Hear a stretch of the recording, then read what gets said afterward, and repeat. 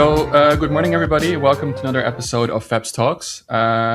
Today we'll be talking about AI, a very important topic that I think has been on everybody's mind recently. And we have a very special guest today. It's my great pleasure to welcome Katarina Barley, Vice President of the European Parliament, Vice President of the Party of European Socialists, and member of the European Parliament's Internal Market and Consumer Protection Committee. But also, more importantly, perhaps in this particular case, Katarina, you are also chairing PES's AI working group. So you're very actively working on this topic. So welcome today. Looking forward to talk with you. Now, I want to start with a short throwback, because a couple of months ago in April, we were in Barcelona at the Global Progressive Mobilization, a big gathering of progressives from across the world. And there you spoke on a panel about the protection of minors. And I remember very vividly in your closing remarks, you said that digital, which also includes AI, is the biggest challenge of our current times. And I wanted to pick your brains a bit on this, looking specifically at AI. Why do you think this is such a big challenge? Well, first of all, thank you very much for the invitation and for taking on this very, very important topic. As you said, I think it is the biggest challenge, because it is actually sort of an experiment on humanity, on the future of humanity, with very little or close to no safeguards. And the point is that AI is developing in a speed that nobody, I think, would have expected a few years ago, and that it changes our lives rapidly. And it does so with sort of an open outcome. Nobody can really predict where it's going to end, what the risks are. We know, but how we could tackle them. This is an aspect that is being talked about very, very not enough, I think. It's always about the opportunities, the economic opportunities, which is important. But it is driven by the interests of very few people. It will be to their benefit, largely.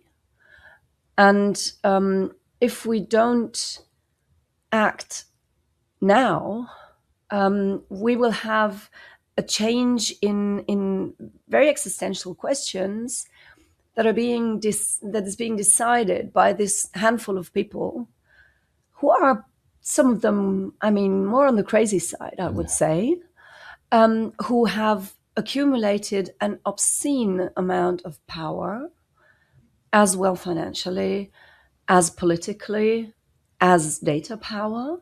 It's all in very few hands, and they have very special interests, and it's not our interests. And that is what makes it so dangerous.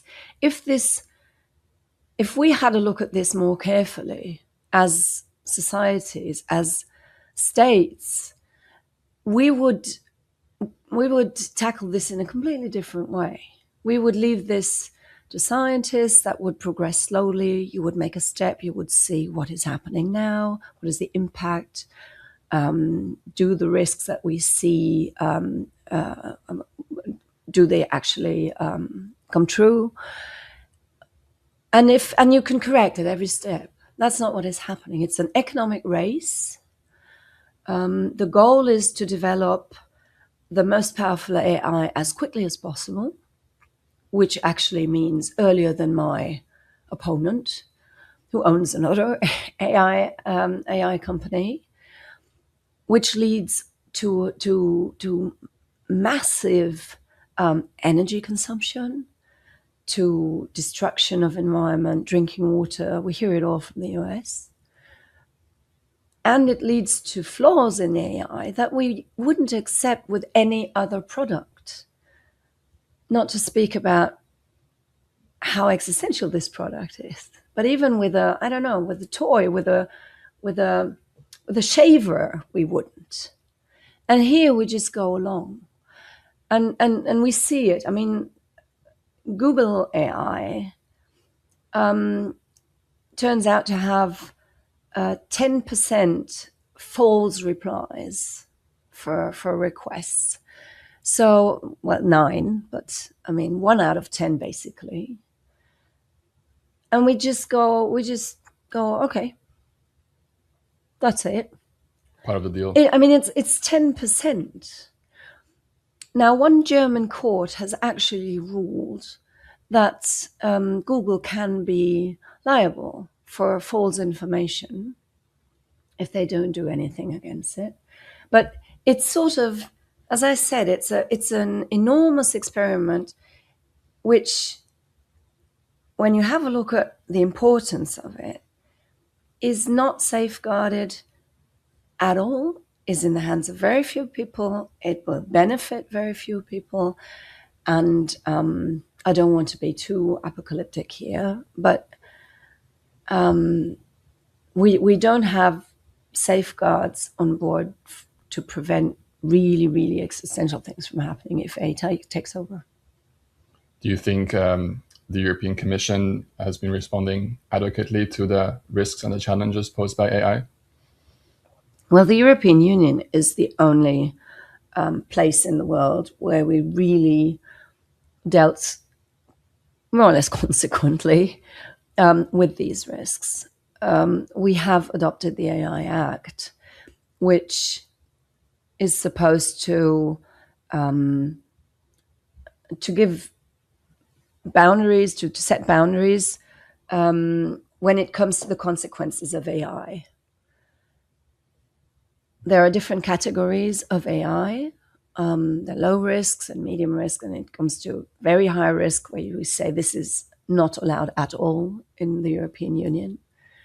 Like, for example, the social scoring that we see in China. This is not allowed in Europe.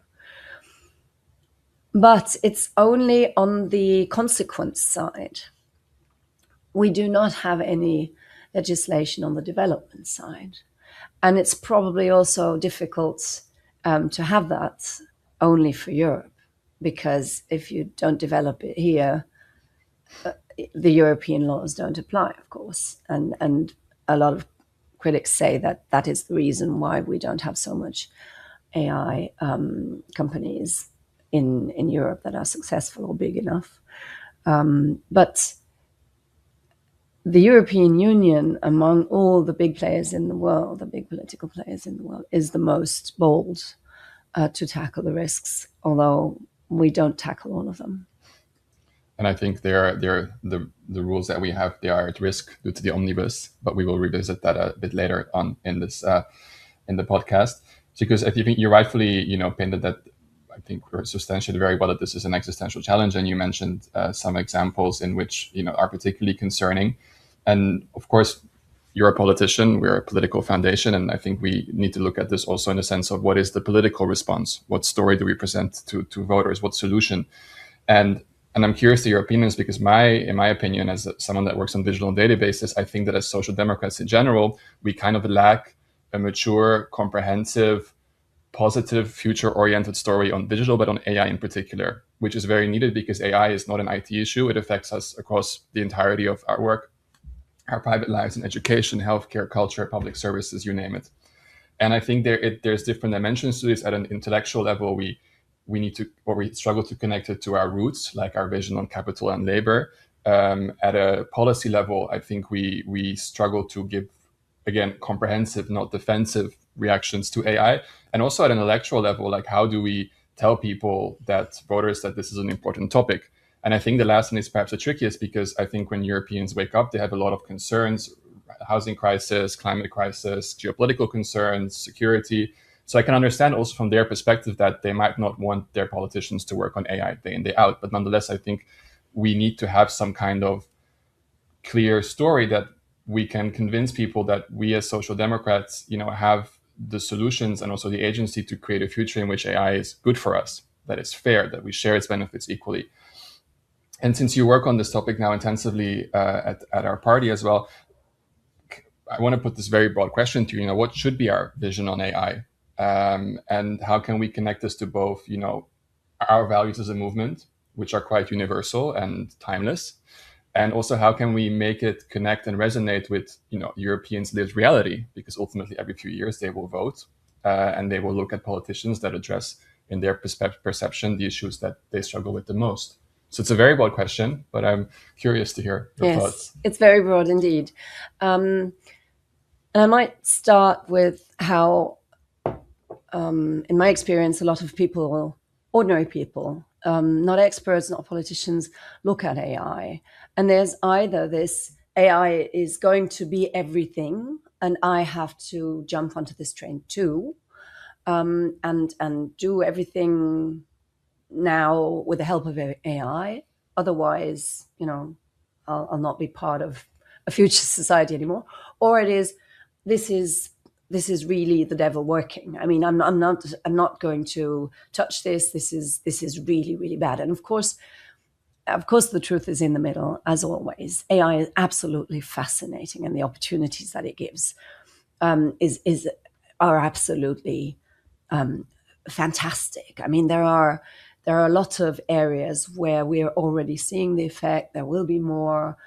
Everybody talks about, especially the medical aspect. We're going to see a revolution there.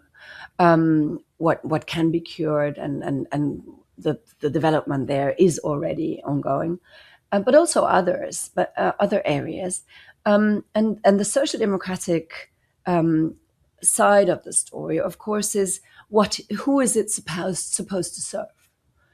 And what you see at the moment is this small group of people who have convinced practically the whole world that you better start using AI and put it everywhere you can, from cooking to your family life to whatever, organizing everything. Because, of course, they want as much data as possible to train their models. And because these few guys are who they are, they also want to know as much as they can about the people. So our story has to be, it has to serve the humans and not the other way around. And it doesn't have to serve just a handful of people. And that comes down to a lot of aspects. It's who benefits from it. If we have this enormous amount of wealth that is being accumulated through AI, is it okay that it only goes to the hands of, say, 10 people? And of course it's not. If we could distribute the benefit of AI, not even equally, but just distribute it in the first place, it would make this world a lot better, because we will save so much money, and if everybody could get a share of that, it would really, this planet could really thrive, because you could put it into projects that serve people. You could get everyone out of poverty with the profit that you make on AI. You could. But if you look at someone like Elon Musk, I mean, the first thing he did with Doge was cut development funds. So his goal is obviously not to serve humanity with it. And this is something very difficult to tackle, of course. It's in their hands. Would have to be very bold to touch this. And of course, the other point is, obviously, there will be jobs that are not longer needed. We have to take care of the people who are scared of their job being affected and the consequences of it. I just heard a podcast this morning, and they say, yeah, that's great, because, for example, in my home country, in Germany, we have a great lack of skilled workers. Fine. I think we will be thrilled for about another year or a couple of years.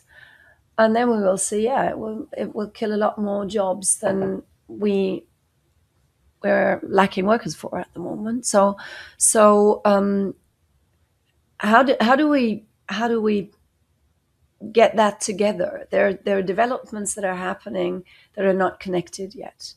And this is something that we have to solve, and we have to show people that we see this and that we address these problems.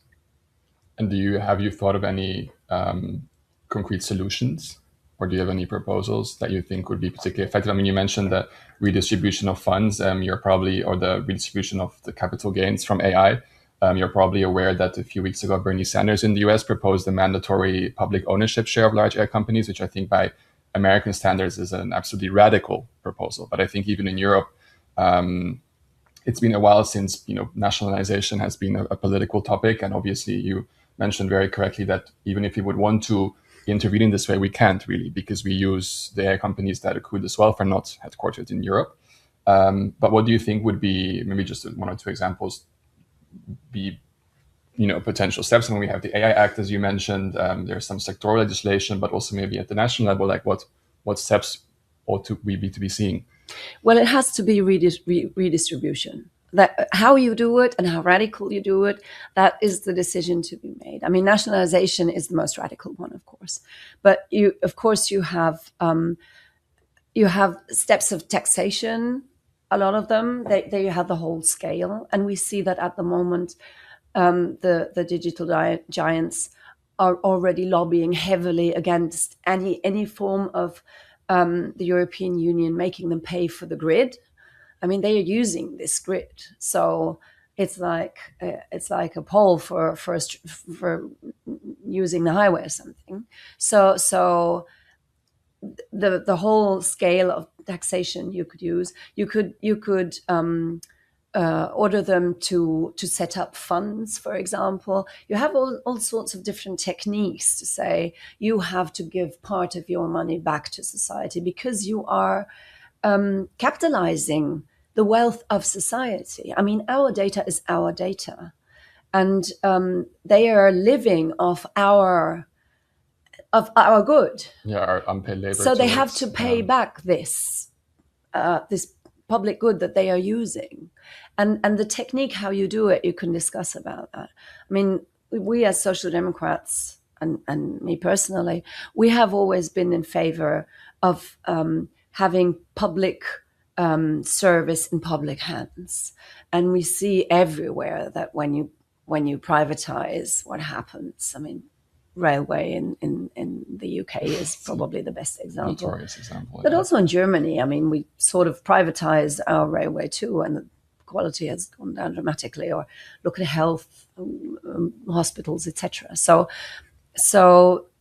But we have to be fast because their leverage in lobbying becomes bigger, not smaller, as time goes by. So we really have to act. Yeah.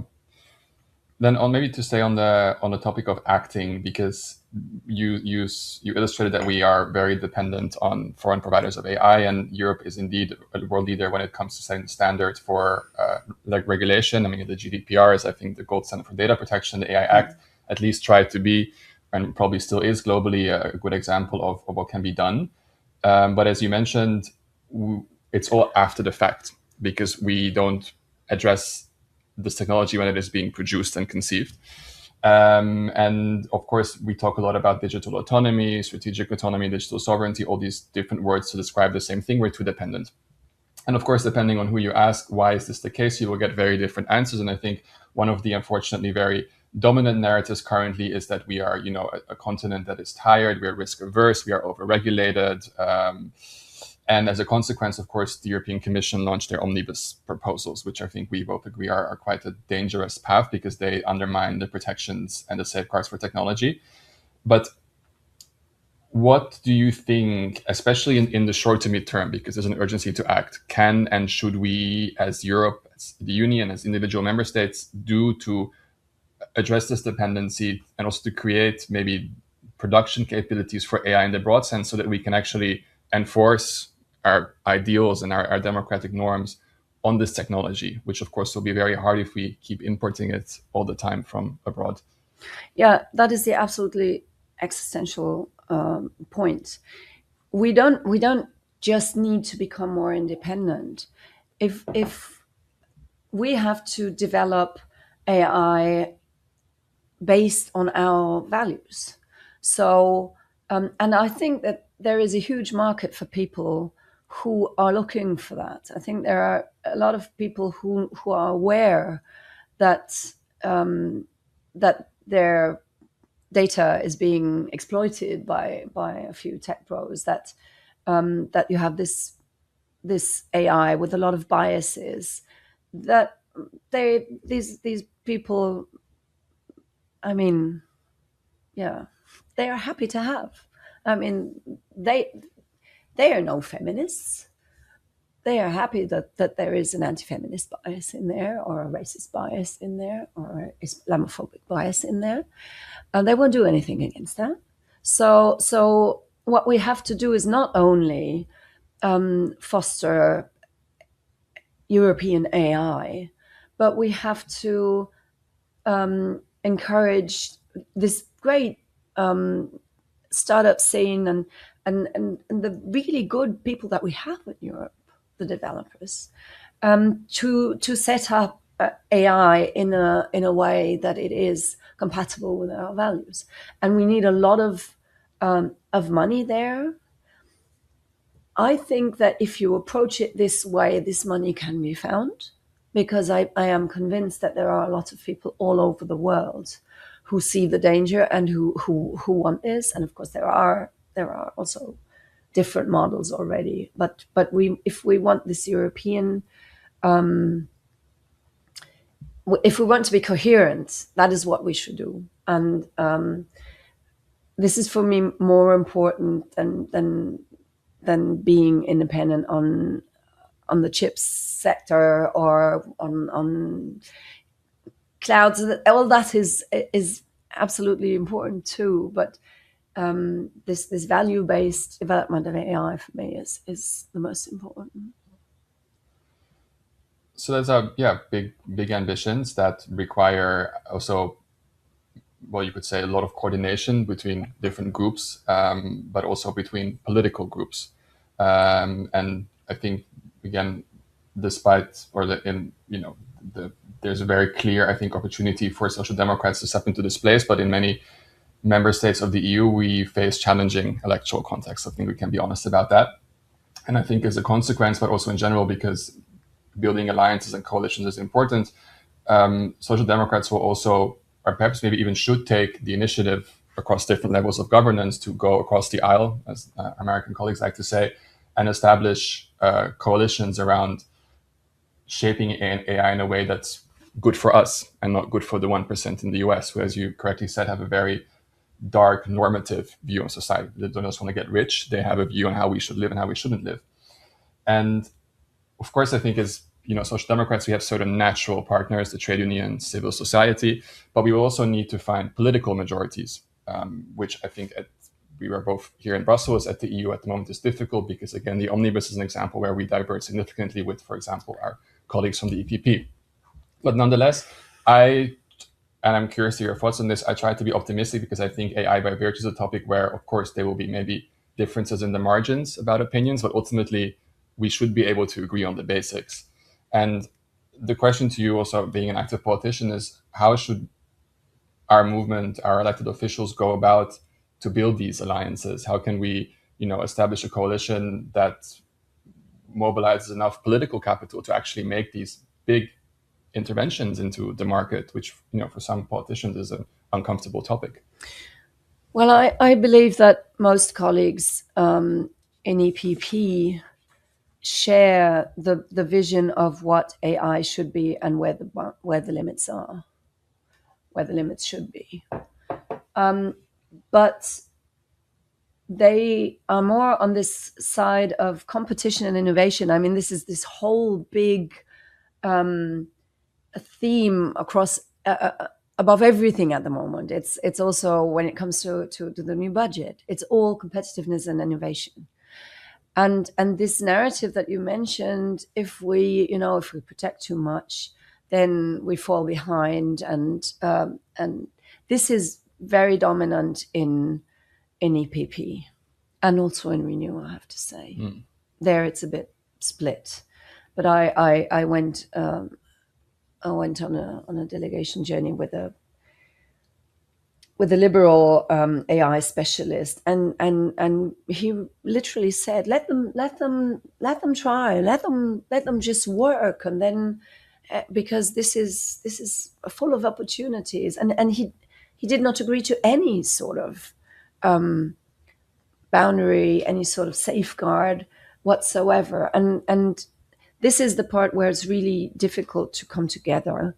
So I think this is, in the end, nothing where we can politically convince them. I think this is something where we need civil society and science especially. And we really have to follow the data that we have. I just said it's 10% wrong answers that you get from Google AI, but all these statistics that we have about biases, about AI trying to break free of any sort of overview, of any sort of control by humans. We already have all this, and I think we have to go via that side. Because they are so much in this narrative, they're so much in, we're the ones who bring Europe forward, and that they I think a lot of them think if we don't do the same thing as the US, meaning nothing on the regulatory side, then we will fall behind, and that's not true. We just have to go a different way. But do you think they will be amenable to these factual arguments? Because the impression I get is that, and as you mentioned as well, that there is this implicit acknowledgement that we have to loose all the brakes and people will get hurt left and right. There will be, teething problems that, at a scale with no other technology has seen before. But that this is necessary because just the means justifies the end, because as Draghi said or prophesied, we are heading towards obsolescence and irrelevance. And if we don't do this now, then Europe is over. So do you think that, if quality factual evidence is presented to your colleagues in DPP and Renew, do you think they would be amenable? Or can we imagine a scenario in which we will see it will take the materialization of big harms from AI before they also realize, oh, wait a second, this is actually not right. Like we need to rein in this development. Well, but the danger is that then it is too late. Yeah, I think that is exactly what we have to tell them, and what we need scientific support for. I don't think we have an alternative. I don't, because the extreme right, they're not completely all on the same page there, but of course most of them are friends with those tech bros in the US, and they love the idea of this white male supremacy, Christian supremacy over the world, which is actually the motive behind it all. Yeah. So we can't vote them down at the moment in the European Parliament. That's why I think the only way is to convince them that it's the wrong path, but of course also to convince the public. I think they also have to be voted into their office. So if people become more aware that they are not fulfilling their duty to protect them, then maybe they also become a bit more prudent. I hope you're right. We're almost at time, so I have one short final question to you. If we had the ability to broadcast this to every person in Europe, and you could tell them or inform them about one thing related to AI, what message would you want to pass to them? I would like to say, be curious, be interested, but really think about it. Think about if you really need it, and don't let it take over your capability or your willingness to think for yourself and to be creative and, to read it and to lead a life independent of AI. Beautiful. Katarina, thank you so much for coming. It was a very interesting conversation, and I hope to continue this with your future. Thank you very much.